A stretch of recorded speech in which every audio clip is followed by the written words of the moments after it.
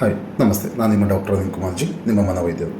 ಈ ದಿನ ನಾವು ಮೋಸ್ಟ್ ಕಾಮನ್ ಆಗಿ ಬಹಳಷ್ಟು ಜನಕ್ಕೆ ಡಿಪ್ರೆಷನ್ ಆಗಿದೆ, ಆಂಗ್ಸೈಟಿ ಆಗಿದೆ ಅಂತ ಹೇಳಿದಾಗ ನಾವು ಸ್ವಲ್ಪ ಜನಕ್ಕೆ ಫಿಸಿಕಲ್ ಆ್ಯಕ್ಟಿವಿಟಿ ಮಾಡಿ ಅಂತ ಅಡ್ವೈಸ್ ಮಾಡ್ತಾ ಇರ್ತೀವಿ. ಇದನ್ನು ನಾವು ಯಾರಿಗೆ ಅಡ್ವೈಸ್ ಮಾಡ್ತೀವಿ ಅಂದರೆ ಮೈಲ್ಡ್ ಟು ಮಾಡ್ರೇಟ್ ಡಿಪ್ರೆಷನ್ ಅಥವಾ ಆಂಗ್ಸೈಟಿ ಇದ್ದವ್ರಿಗೆ ಅಡ್ವೈಸ್ ಮಾಡ್ತೀವಿ. ಅದ್ರ ಜೊತೆಗೆ ಸಿವಿಯರ್ ಡಿಪ್ರೆಷನ್ ಇದ್ದವ್ರಿಗೆ ಮಾತ್ರೆ ಜೊತೆಗೆ ನಾವು ಸ್ವಲ್ಪ ಫಿಸಿಕಲ್ ಆ್ಯಕ್ಟಿವಿಟಿ ಅಂತ ಹೇಳ್ತೀವಿ, ಅಂದರೆ ವ್ಯಾಯಾಮ ಮಾಡಲಿಕ್ಕೆ ಹೇಳ್ತೀವಿ.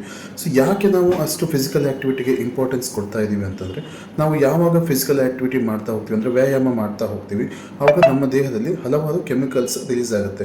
ಉದಾಹರಣೆಗೆ ಎಂಡಾರ್ಫಿನ್ಸ್ ಅಂತ ಹೇಳ್ತೀವಿ, ಆ್ಯಂಡ್ ಡೊಪಮಿನ್ ಆಗಿರ್ಬೋದು, ಸೆರಟೋನಿನ್ ಆಗಿರ್ಬೋದು, ಇದು ಪ್ಲೆಷರ್ ಹಾರ್ಮೋನ್ಸ್ ಅಂತ ಕೂಡ ಹೇಳ್ತೀವಿ.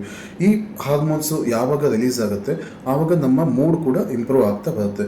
ಸೊ ಸ್ವಲ್ಪ ಹ್ಯಾಪಿನೆಸ್ ಬರುತ್ತೆ, ಸ್ವಲ್ಪ ರಿಲ್ಯಾಕ್ಸೇಷನ್ ಅಂತ ಕೂಡ ನಮಗೆ ಅನ್ನಿಸ್ತಾ ಇರುತ್ತೆ. ಅದ್ರ ಜೊತೆಗೆ ನಮಗೆ ದೇಹದಲ್ಲಿ ಕಾರ್ಟಿಸಾಲ್ ಅನ್ನೋ ಒಂದು ಅಂಶ, ಅದು ಸ್ಟ್ರೆಸ್ ಆದಾಗ ಬಹಳಷ್ಟು ರಿಲೀಸ್ ಆಗ್ತಾ ಇರುತ್ತೆ, ಅದು ಕೂಡ ಕಡಿಮೆ ಆಗ್ತಾ ಹೋಗುತ್ತೆ.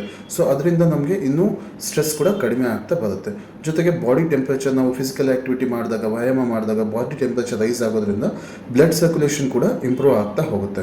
ಸೊ ಇದರಿಂದ ನಮಗೆ ಇನ್ನೂ ಎಷ್ಟೋ ಜನಕ್ಕೆ ಡಿಪ್ರೆಷನ್ ಆಗಿ ಆಂಗ್ಸೈಟಿ ಆದವರಿಗೆ ಸ್ವಲ್ಪ ಇಂಪ್ರೂವ್ಮೆಂಟ್ ಕಾಣ್ತಾ ಹೋಗುತ್ತೆ.